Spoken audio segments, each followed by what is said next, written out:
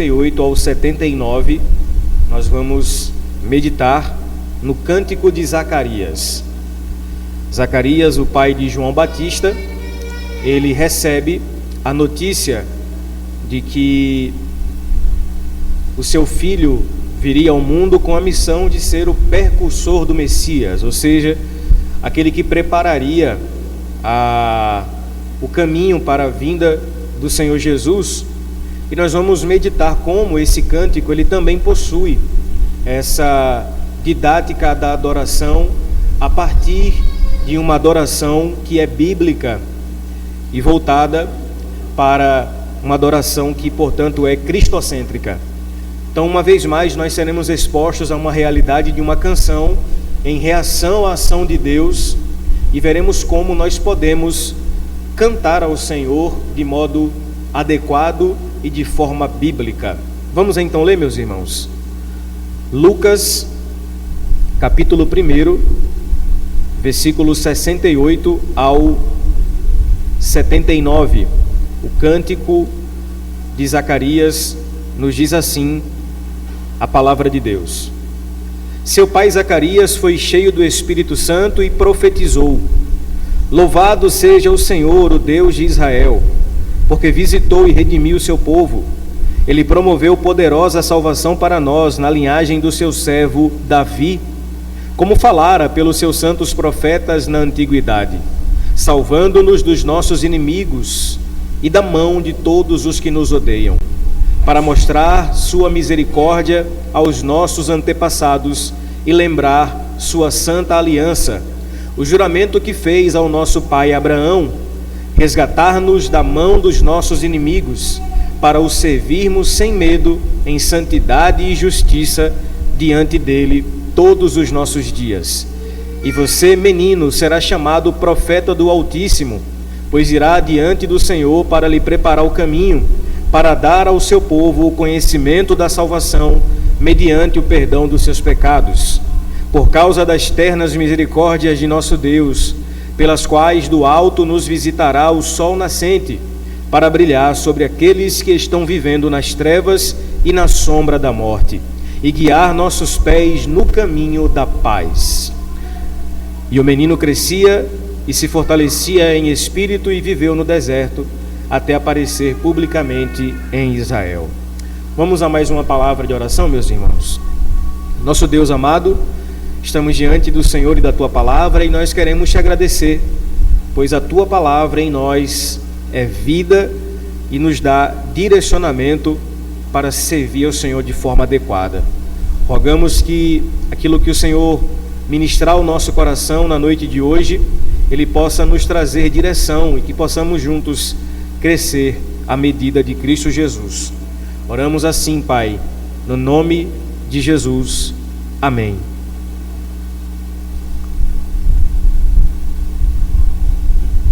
Meus irmãos, como relatado no domingo passado, o Evangelho de Lucas, ele se inicia relatando 4 visitas importantes. E essas 4 visitas nós encontramos exatamente nesses primeiros capítulos do relato do Evangelho escrito por Lucas. E é interessante que essas 4 visitas, elas apontam diretamente para o plano redentivo de Deus. A primeira visita é o anjo Gabriel, o mensageiro de Deus, visitando Zacarias, anunciando-lhe o nascimento de João Batista, aquele que teria a missão de preparar o caminho para a vinda do Senhor Jesus. A segunda visita é a visita de Gabriel a Maria, e como vimos na semana passada, a mãe do Salvador, ela reage em canção, em cântico, em adoração. A terceira visita é exatamente a visita de Maria a Isabel, quando elas se encontram em um momento repleto de alegria, marcado pela ação do Espírito Santo. E o último encontro, ou a última visita que nós vemos nesse relato, é exatamente Deus visitando o seu povo, como veremos aqui no Cântico de Zacarias, esse servo de Deus celebrando através da canção a visitação de Deus com relação ao seu povo. Então nós podemos perceber que os cânticos do advento, eles são repletos de adoração em resposta as ações sobrenaturais de Deus, de modo que Deus agiu no meio do seu povo, e vemos aqui homens, mulheres e até os anjos, como veremos na semana que vem, reagindo diante da notícia maravilhosa da graça de que o Salvador viria. Portanto, a notícia do nascimento de Jesus, especificamente a notícia também do nascimento de João, o Batista, que prepararia o caminho para o Senhor, elas foram notícias celebradas. Observe, portanto, que nós observamos na semana passada que Maria cantou em seu cântico uma canção adequada às boas notícias. Com isso, nós concluímos que cantar é adequado quando nós recebemos notícias boas. E eu me lembro de fazer algumas perguntas, como, por exemplo, como você costuma se reagir diante de boas notícias? Como você costuma reagir diante de notícias maravilhosas? Notícias que talvez você estivesse esperando ou talvez não, mas notícias que são surpreendentes, que alegram o nosso coração. Maria cantou, Zacarias também cantou. Só que olhe que interessante, meus irmãos. O cântico de Zacarias, ele possui uma peculiaridade em especial, porque veja, Zacarias reage cantando como Maria. Mas se você prestar atenção, anteriormente, antes de cantar, Zacarias, quando recebeu a notícia de que seria pai do menino e o seu estado de idade já era avançado, assim como o da sua esposa, a princípio ele não cantou, a princípio ele duvidou. O anjo aparece para Zacarias e diz para ele: você será pai de um menino, esse será profeta do Altíssimo. Ele não canta a princípio, ele duvida, e resultado, o anjo fala: porque duvidastes, você ficará mudo. E a Bíblia diz que até nascer João Batista, o pai dele ficou sem falar. A primeira coisa que ele faz quando volta a ter fala é exatamente cantar ao Senhor. Veja que dinâmica interessante, que revela muito da nossa vida, porque a grande verdade é que, por vezes, diante de notícias extraordinárias, nós ou cantaremos ou duvidaremos, quando não faremos as duas coisas ao mesmo tempo. Duvidaremos cantando ou cantaremos duvidando. O ponto é que a nossa humanidade, a nossa fé, ela nos leva a crer ao tempo que duvidar. Parece um contraponto, um contrassenso, um paradoxo, mas essa é uma grande realidade. Zacarias é humano o suficiente para, antes de cantar em adoração, duvidar com o coração. E quantos de nós, diante de circunstâncias adversas ou extraordinárias, somos levados para um tempo, um período de descrença, para depois cantar?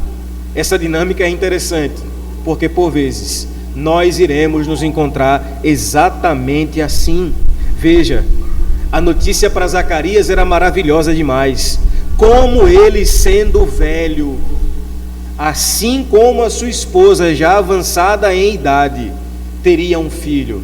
A reação natural dele é a mesma de Abraão, lá em Gênesis.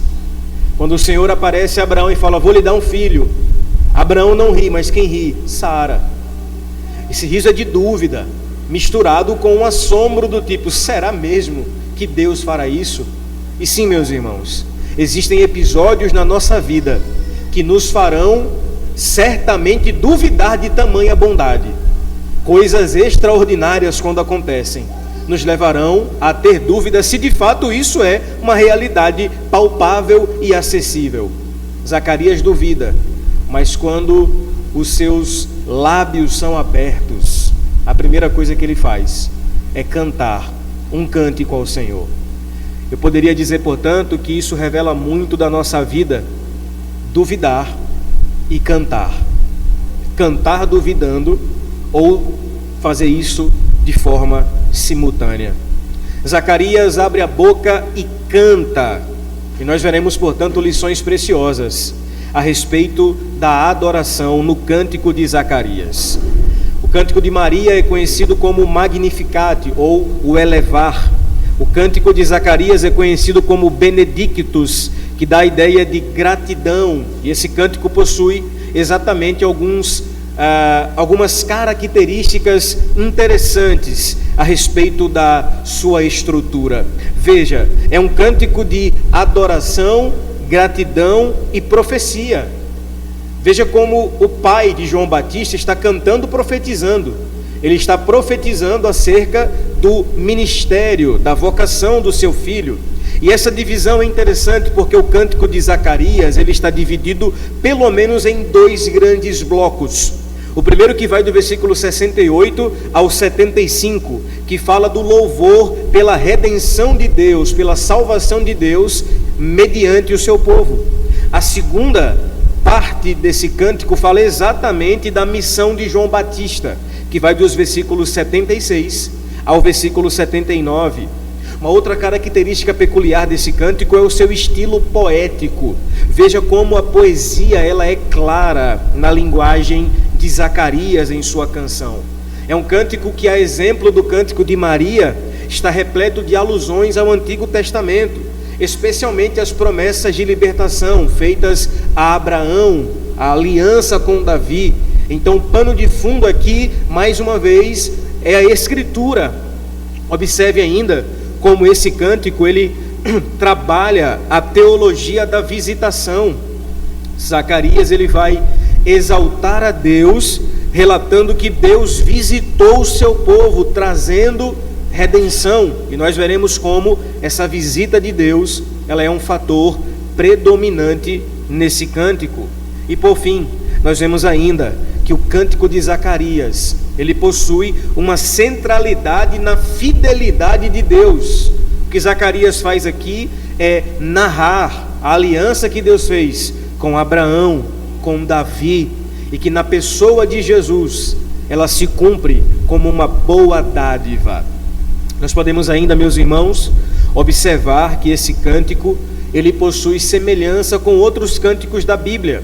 Por exemplo, o cântico de Moisés, em Êxodo 15, quando Moisés louva a Deus, o primeiro cântico da Bíblia, Moisés louva a Deus, porque o Senhor liberta o seu povo da opressão do Egito e afoga Faraó com seus carros, cavalos e cavaleiros. Nós vemos ainda semelhanças com o próprio cântico de Ana, como nós vimos no de Maria, em 1 Samuel 2, do 1 ao 10, onde Ana, Maria e agora Zacarias exaltam a soberania de Deus e a sua ação poderosa no meio do seu povo. Veja, meus amados irmãos, esses cânticos revelam para nós uma realidade de que em Cristo nós temos redenção e de que nele nós estamos garantidos para o final de toda a história. Em Cristo Jesus, aquele que é o alvo da nossa adoração, nós temos a segurança eterna de que todas as coisas serão concluídas para a glória dele. E mais uma vez, o que nós vemos aqui é a adoração em resposta à ação maravilhosa de Deus.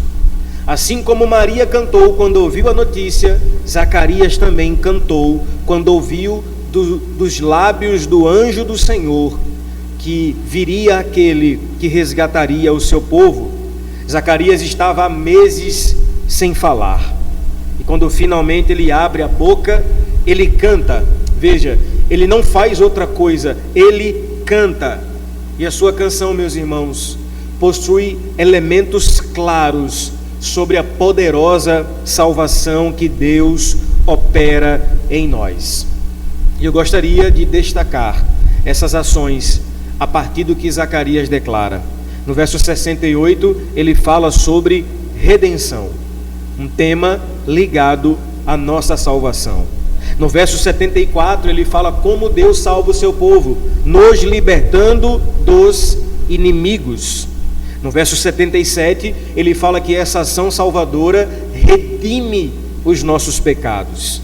E por fim, na parte final do texto, ele vai mostrar como a ação do nascimento do Salvador apontava não só para a nação de Israel, mas especialmente para nós, o alvorecer de um novo dia, o sol da justiça que estava raiando para eliminar as nossas trevas e nos trazer para a sua bendita luz. Em outras palavras, meus irmãos, o cântico de Zacarias, assim como o cântico de Maria, vai nos levar mais uma vez a louvarmos a Deus pela grande bênção da nossa salvação. E eu preciso lembrar isso a você. Nós temos muitos motivos para cantar. Nós temos grandes bênçãos para contar.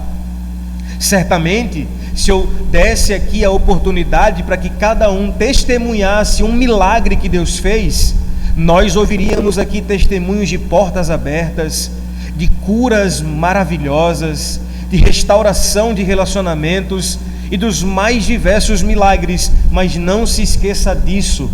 O que de fato nos faz cantar é o fato de que nós estávamos perdidos sem Deus e que na pessoa bendita de Jesus nós temos salvação, não por nossa capacidade, não pelo nosso mérito, mas porque um dia em Cristo Jesus Deus nos amou, e por nos amar primeiro nós temos salvação.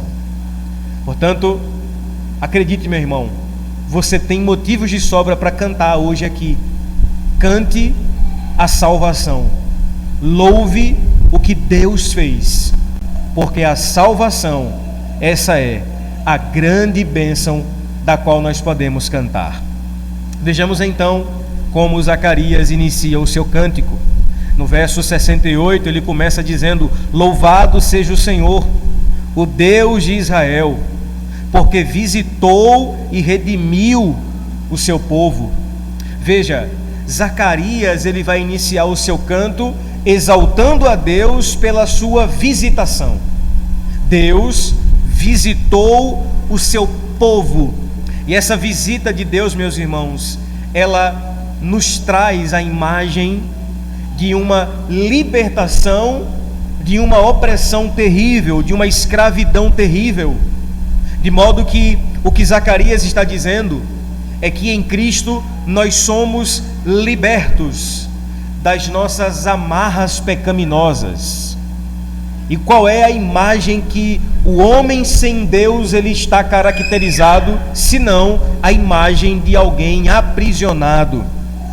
Zacarias então vai dizer que na esperança bendita de Cristo Jesus, Deus, o Todo-Poderoso, ele visita o seu povo. E veja, meus amados irmãos, nós temos que ter em mente aqui que antes do nascimento de João Batista, a Bíblia e a história conta que o Senhor ficou 400 anos em silêncio. Depois do profeta Malaquias, a Bíblia diz então que houve um tempo em que não se levantou profeta em Israel, 4 séculos, até que João nasceu e o silêncio foi quebrado. Mas antes de João nascer, a partir da notícia do anjo Gabriel, Zacarias está dizendo agora que Deus finalmente resolveu visitar o seu povo. Mas veja, qual era a maneira que Deus visitava o seu povo no Antigo Testamento? A Bíblia diz: Deus visitava, Deus falava com o seu povo através dos profetas. Só que agora é diferente. Deus não estava mais levantando um profeta. Em Cristo Jesus, Ele mesmo veio e habitou entre nós. Isso aqui é maravilhoso, meus irmãos. Essa é a grande mensagem do Natal. A mensagem de que o Deus, Criador dos céus e da terra, Criador de todas as coisas, Criador do universo e de tudo que nele há, visitou o seu povo encarnando na pessoa de Jesus. Como não louvar a mensagem bendita do Natal? De que Deus não resolveu mais levantar um profeta para falar, assim diz o Senhor, mas que em Jesus Ele mesmo veio. O termo hebraico para isso é tabernaculou, ou seja, Ele armou a sua tenda, habitou entre nós. Em Jesus, meus irmãos, nós podemos celebrar, porque um dia Ele se tornou como você e como eu. Paulo vai dizer em Filipenses capítulo 2, versículo 8, que ele não teve por vaidade, por usurpação, o ser igual a Deus, mas ele se esvaziou, ele habitou entre nós, ele visitou o seu povo.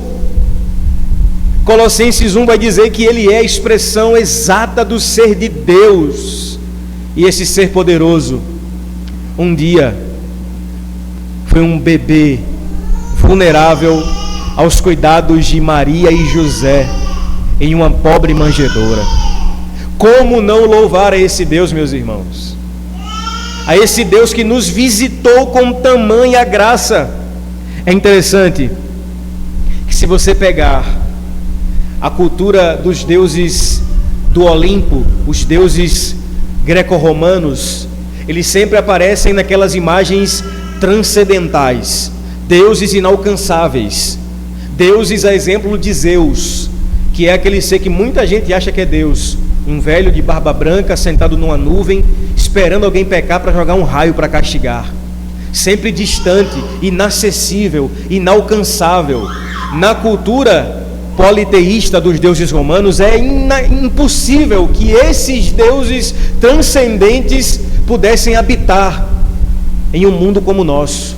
Pois bem, meus irmãos, o Deus criador de céus e terra, um dia em Cristo Jesus se fez carne. O apóstolo João vai dizer no capítulo 1 que o Verbo se fez carne. No princípio ele era o Verbo, e o Verbo era Deus. O Verbo se fez um de nós. O que Zacarias está dizendo, meus irmãos, é que nós devemos nos alegrar porque Deus visitou o seu povo com salvação. Portanto, nós servimos um Deus que ao mesmo tempo é transcendente e imanente. Ele é transcendente porque ele habita nos céus e na terra, aliás, ele habita nos céus dos céus. Ele está relativamente distante de nós, mas ele é imanente porque ao mesmo tempo ele está conosco.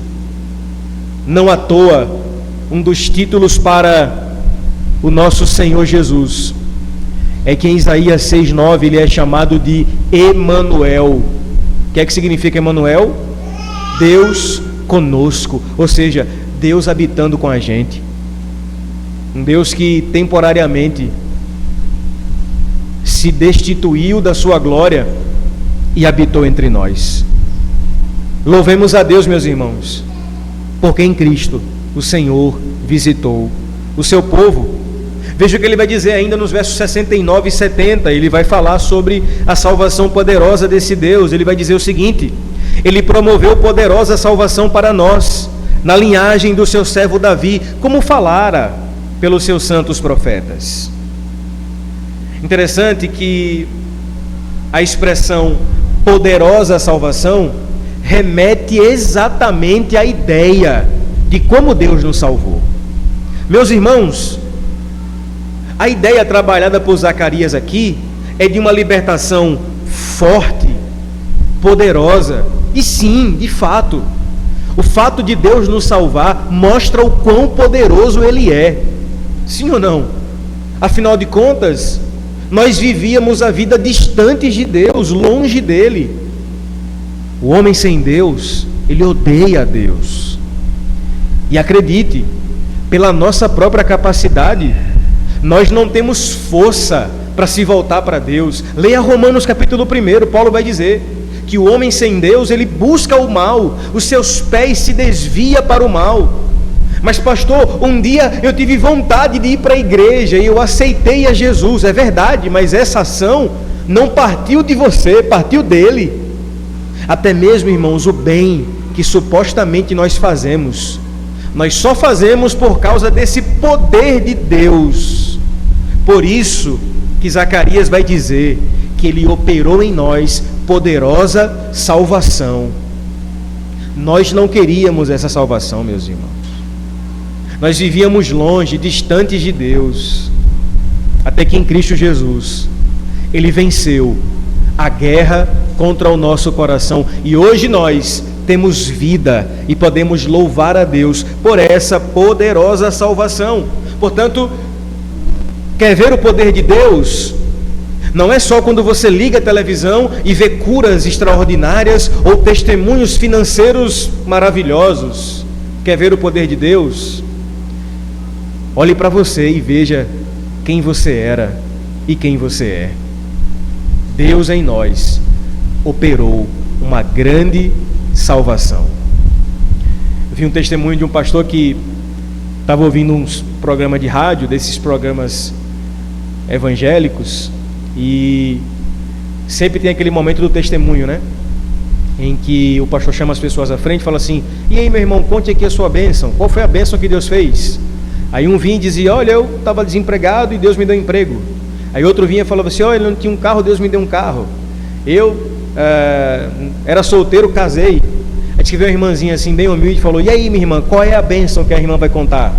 Aí a irmã falou assim: ó, pastor, eu quero dizer que eu era perdida, estava afundada no pecado, Deus me salvou, me resgatou, e hoje eu tenho paz com Deus. Aí o pastor falou: oh, que bênção, irmã, mas agora conte a bênção, qual foi o milagre? Tipo assim, o que você acabou de dizer não conta não, a gente tem que saber a coisa a mais, o plus. E sabe, meus irmãos, não que Deus não faça isso, pelo contrário, Deus faz tudo isso sim. Mas a salvação é essa obra tão poderosa que salvou pessoas como você e eu, que estávamos obstinados ao inferno, caminhávamos em rota de colisão contra a ira do Todo-Poderoso, até que Ele nos amou e nos salvou com o seu santo poder. Zacarias está louvando essa poderosa salvação. Ele vai dizer no versículo 71 que Ele nos salvou dos nossos inimigos, das mãos daqueles que nos odeiam. E é verdade que essa expressão é forte, porque Zacarias vai falar sobre inimigos e ódio, inimigos que nos odeiam. E a princípio, obviamente, a gente pensa assim: não, ele está falando isso aqui olhando para trás, para o povo de Israel, que possuía muitos inimigos, e esses inimigos odiavam o povo de Israel. É verdade, mas preste atenção, na nossa obra, ou na obra que Deus realizou em nós, no processo de salvação, já parou para pensar que nós éramos alvo do ódio do inimigo? O inimigo de Deus tentou a todo custo nos frustrar o plano da salvação de Deus em nós. Portanto, essa expressão cabe a nós, porque, meus irmãos, Deus é libertador e nos libertou inclusive de situações que nós desconhecemos. Deus nos livrou de situações que a gente nem imagina que fomos livrados, talvez de acidentes, incidentes, coisas que rondam o nosso dia a dia, e que nós fomos libertos mesmo sem perceber. Em outras palavras, traduzindo, nós fomos libertos por Deus do ódio do inimigo de Deus, daquele que se opõe à obra de Deus em nós, porque o Senhor nos preservou nele, para que nós tivéssemos tão grande salvação. Eu lembro quando uma pessoa uma vez chegou para mim e falou assim: me conte seu testemunho. Eu falei assim: não tenho testemunho, eu praticamente nasci na igreja, desde criança sirvo a Deus. Eu não tenho um testemunho assim como alguns irmãos têm, né, de que teve um passado pregresso e depois se converteu. Aí a pessoa falou assim: olha, nunca mais diga isso, porque você não sabe de onde Deus lhe tirou. E a princípio eu falei assim: como assim de onde Deus me tirou? Eu sei, Deus me tirou de lugar nenhum, eu nunca fui nada.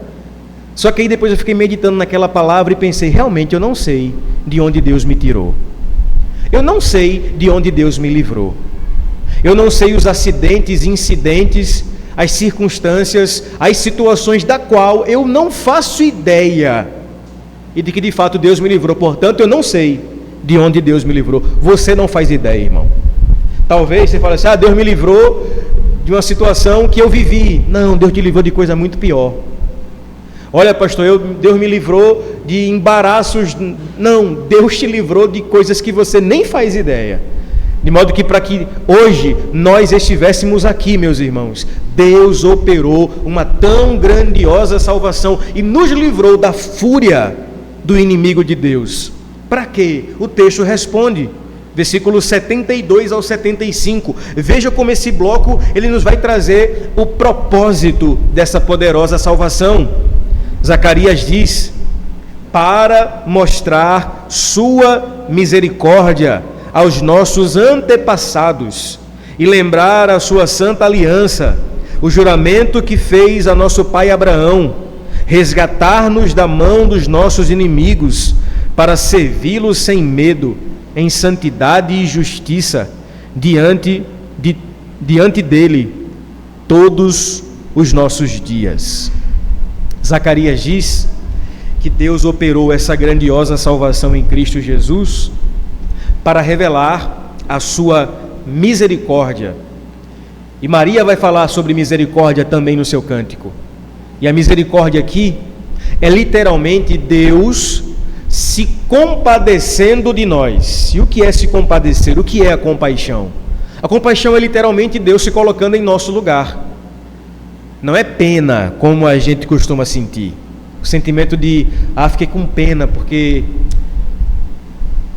o Vasco perdeu, eu estou com pena de Robson, que ele está triste. Não, não é isso. Compaixão é muito mais que isso. Compaixão é se colocar no lugar do outro, de modo que em Jesus Cristo, meus irmãos, Deus se compadeceu de nós, Deus se colocou em nosso lugar. Mas veja, esse texto é interessante, porque aqui nós vemos a ação atemporal de Deus. Zacarias vai dizer que ele teve misericórdia para com os antepassados. Ele olha para trás e vê como a salvação nos faz olhar para trás. Ele vai dizer o seguinte: olha, essa ação poderosa de Deus, ela é uma ação de misericórdia para com os antepassados. Quem são os antepassados? O povo de Israel. Ele vai citar aqui Abraão, Davi. Eles morreram na santa esperança de um dia ver o Messias. Então eles olham para trás, ele olha para trás e vê que o nascimento de Jesus é cumprimento de promessa, do que ele chama aqui de aliança, feita com os antepassados. Só que ele também olha para o presente e diz que essa salvação traz libertação para o povo dele naquele tempo. E por fim, ele vai olhar para o futuro e vai profetizar acerca da vocação do seu filho João Batista, que preparou o caminho para Jesus. Você entendeu isso? Olha o processo de salvação. Ela nos faz olhar para trás e ver o que Deus fez com o nosso passado. O que Deus fez com o nosso passado, meus irmãos, a Bíblia diz que do nosso passado Deus não lembra mais. Amém, meus irmãos? Do nosso passado Deus não lembra mais. Sabe por quê?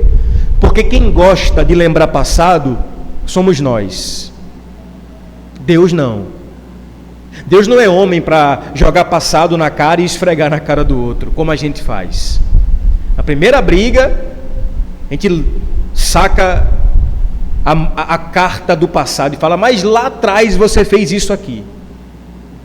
Um colega meu falou que toda vez que ele briga com a esposa dele fica histórica. Eu falei assim: não é histérica, ele não é histórica, porque ela começa a lembrar de um monte de coisa que eu fiz no passado. Nós somos assim.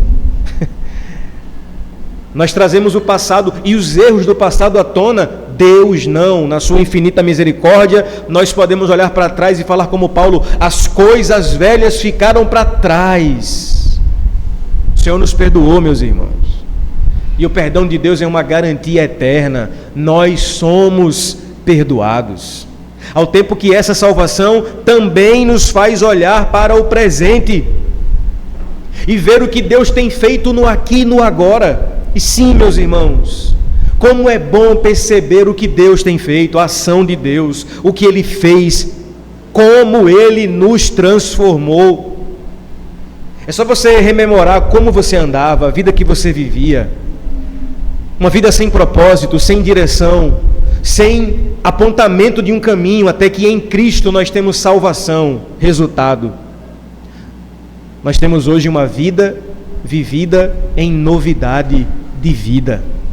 E por fim, meus irmãos, a salvação também nos faz olhar para o futuro, porque a salvação é a garantia de que nós não vivemos apenas para esse mundo, não vivemos apenas para essa vida, mas de que um dia,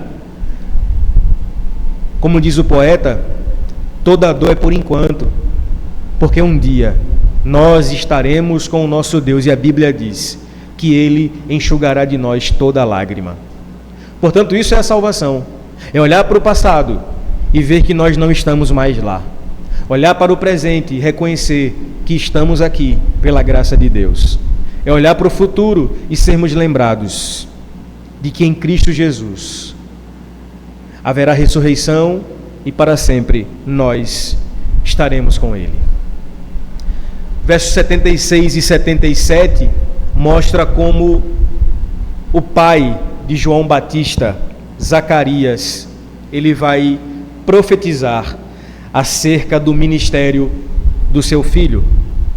Zacarias está cantando, está louvando a salvação, e ele para na canção e talvez com um menino no colo vai profetizar cantando qual será a sua vocação. E ele diz: e você, menino, será chamado profeta do Altíssimo, pois irá adiante do Senhor para lhe preparar o caminho, para dar ao seu povo conhecimento da salvação, mediante o perdão dos seus pecados. Essa parte final é Zacarias, portanto, profetizando em forma de canção a vocação de João Batista, e ele vai destacar que João teria a responsabilidade de ser o profeta do Altíssimo, ou aquele que iria preparar o caminho para a vinda do Senhor Jesus. E é interessante que nós vamos olhar para o ministério de João e vamos perceber que o ministério de João tem semelhanças com o ministério de um outro profeta da Bíblia, o profeta Elias. Porque um outro profeta, Isaías, profetizou que João seria a voz que clamaria no deserto, que viria no espírito de Elias. Ou seja, quando a Bíblia fala que Jesus veio na plenitude dos tempos, para que ele viesse, era necessário que um aplainador de caminhos, um preparador de caminhos, o percussor viesse. Exatamente João Batista, que segundo a Bíblia veio no espírito de Elias. E é interessante que nós temos, portanto, algumas semelhanças entre os ministérios de Elias e João Batista. Primeira característica: ambos pregavam uma mensagem de confronto. Assim como Elias confrontou o pecado e a idolatria de Israel, como em 1 Reis 18, João Batista também confrontou o povo do seu tempo ao arrependimento e demonstrou, inclusive, a hipocrisia dos líderes religiosos da sua época. João pregou uma mensagem de confronto, a ponto de João olhar para as pessoas que vinham se batizar e chamá-las de raça de víboras. Raça de víboras, quem vos ensinou a fugir da ira de Deus? Até que um dia ele olha e quem está na frente dele não é uma víbora, mas é o Cordeiro de Deus. João, em devoção, diz: eis aí o Cordeiro de Deus, que tira o pecado do mundo. Portanto, a mensagem de João, assim como a de Elias, era uma mensagem de confronto. Outro aspecto interessante desses dois ministérios é a voz profética no deserto. Ambos, João e Elias, eles operaram o seu ministério à margem da sociedade, em ambientes desérticos, simbolizando uma separação, uma purificação de um mundo corrompido. O interessante é que mesmo no deserto, as pessoas iam ouvir João, porque a mensagem dele apontava para uma mensagem de salvação. Olha que interessante, ambos também trouxeram uma mensagem de chamado à decisão, porque Elias desafiou o povo a escolher entre Baal ou Deus. João Batista desafiou o povo a se arrepender e abandonar os seus pecados. Como resultado, ambos foram duramente perseguidos por uma mulher. Elias foi perseguido por Jezabel. João Batista teve a cabeça cortada por Herodias. Então são semelhanças interessantes. Por isso a Bíblia diz que João veio no espírito de Elias. Aí está lá João Batista no deserto pregando.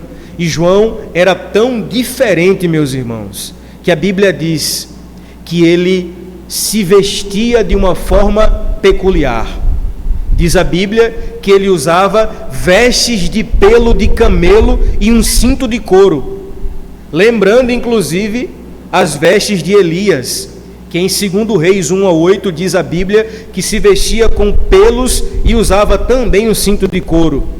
A pergunta é, por que João e Elias usavam uma vestimenta tão diferente? E a resposta me parece muito óbvia.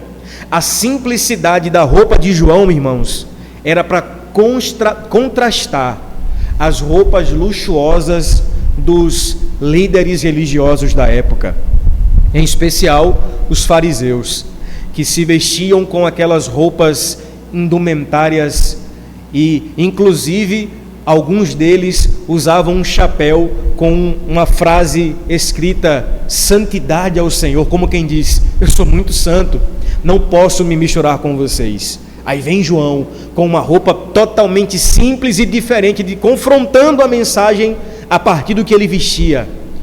João está dizendo que a mensagem dele não inverte os valores do reino. Ele não vive de aparência, mas João é aquilo que ele prega. Segundo, já parou para observar que a dieta de João também era diferente? A Bíblia diz que João vivia no deserto e de que ele se alimentava? De gafanhoto e mel silvestre. Olha que dieta boa para você emagrecer em 2025, vai dar certo. Gafanhoto e mel silvestre. E a gente para e pergunta, mas por que é que João se alimentava com esses alimentos tão exóticos? Primeira resposta é que eram alimentos acessíveis no deserto. No deserto o que tinha era isso, então ele comia o que tinha. Mas segundo, isso mostra, meus irmãos, a simplicidade e a dependência de Deus. João, como profeta, comia do que lhe tinha sido providenciado. E segundo, gafanhoto e mel silvestre também eram sinal do reino, porque os gafanhotos eram permitidos na dieta judaica de Levítico capítulo 11 e simbolizavam humildade, enquanto mel apontava para a doce providência de Deus. Então veja como o ministério de João é marcado por símbolos da sua própria vivência. João é o último dos profetas aos moldes do Antigo Testamento e o seu ministério estava focado exatamente em preparar o caminho para o Senhor. João Batista, meus irmãos, diz a Bíblia que ele veio para aplainar vales e abater montanhas, ou seja, elevar os vales e abater as montanhas. Olha que imagem interessante dos valores do reino de Deus. Elevar os vales e abater as montanhas nos lembra do senso de justiça e igualdade. Ou seja, a mensagem que João veio trazer para preparar o caminho para a vinda do Senhor era uma mensagem que nivelava todos pela graça. De modo que para João não tem rei, não tem fariseu. Para João todo mundo é igual. E nós devemos lembrar disso, meus irmãos. No reino de Deus, todos nós somos nivelados pela graça de Deus. Portanto, justiça é o senso de que em Cristo Jesus toda barreira é derrubada e nós somos um. Igualdade. Isso mostra o ato poderoso de Deus em nos tornar um na bendita pessoa de Jesus. Meus irmãos, João pregou no deserto, foi fiel no deserto, e como resultado, todos nós sabemos como João morreu. João morreu com a sua cabeça cortada, e em especial, como observou um pastor, João Batista morreu por pregar uma mensagem, a mensagem do arrependimento. Nós não devemos nos esquecer disso, meus irmãos. A mensagem que pregamos, ela é uma mensagem que traz à tona os valores do reino de Deus. Isso pode nos custar a cabeça, mas nós devemos permanecer fiéis à mensagem que o Senhor nos confiou. Por fim, leiamos a parte final do Cântico de Zacarias. Ele vai dizer nos 78 e 79: por causa das ternas misericórdias de nosso Deus, pelas quais do alto nos visitará o sol nascente, para brilhar sobre aqueles que estão vivendo nas trevas e na sombra da morte, e guiar nossos pés no caminho da paz.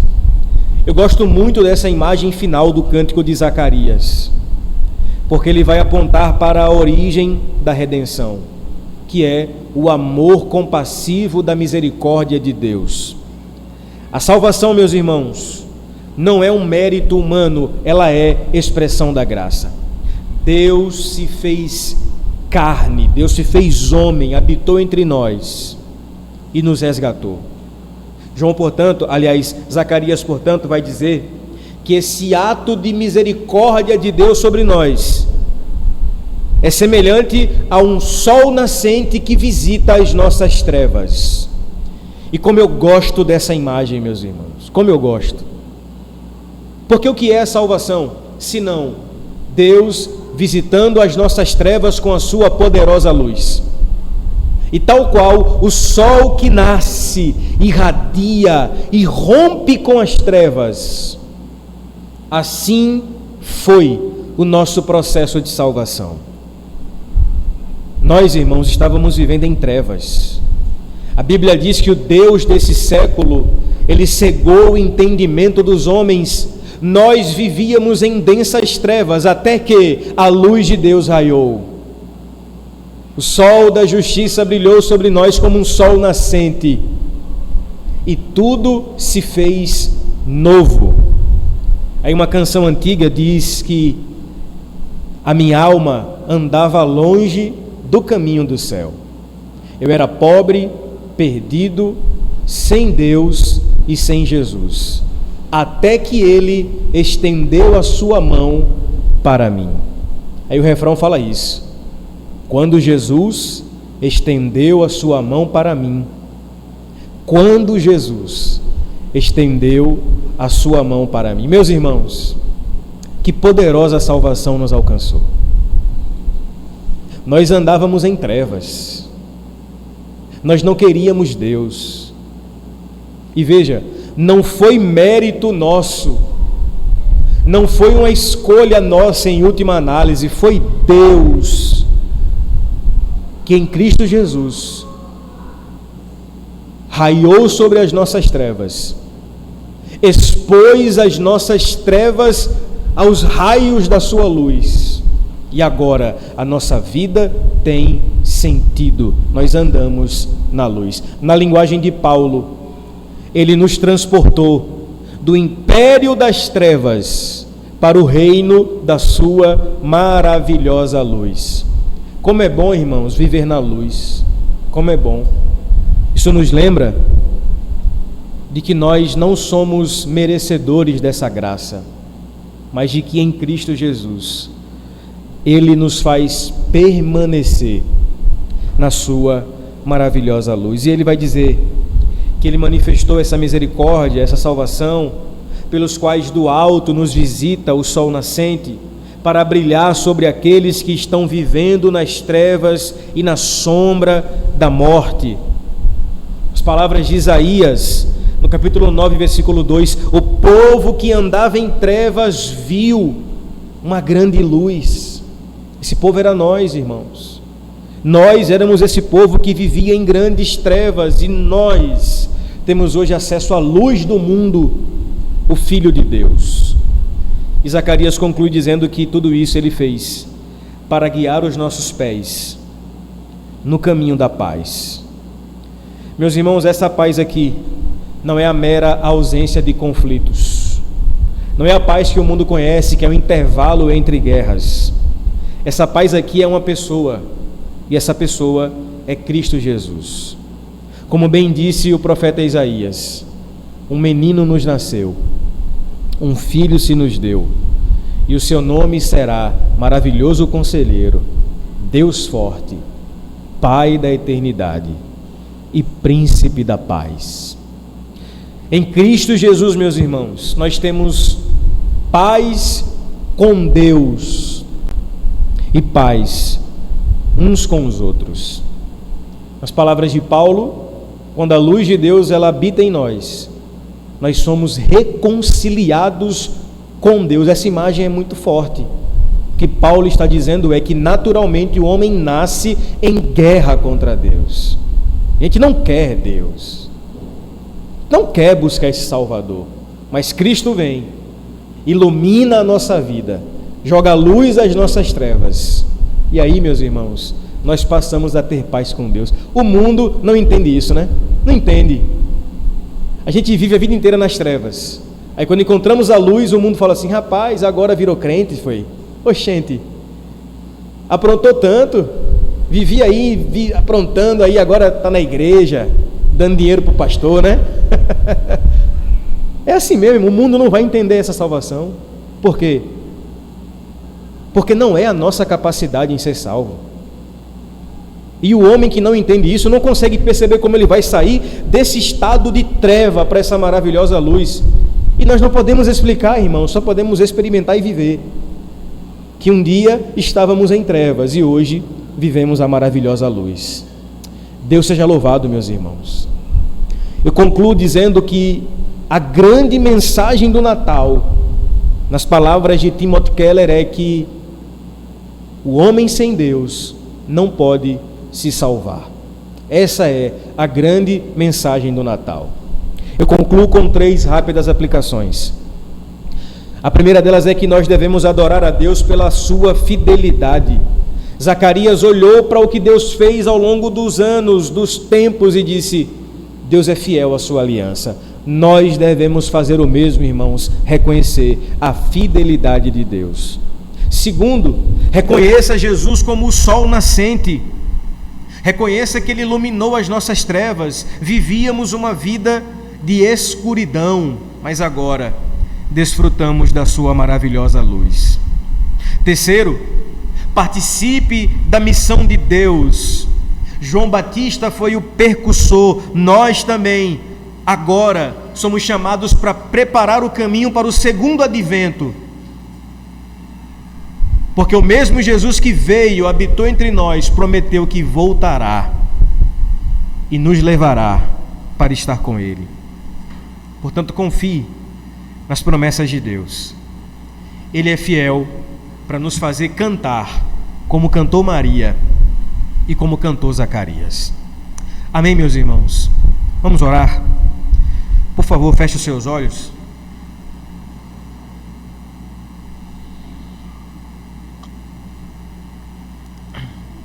Vamos em gratidão reconhecer a poderosa salvação que Deus realizou em nós.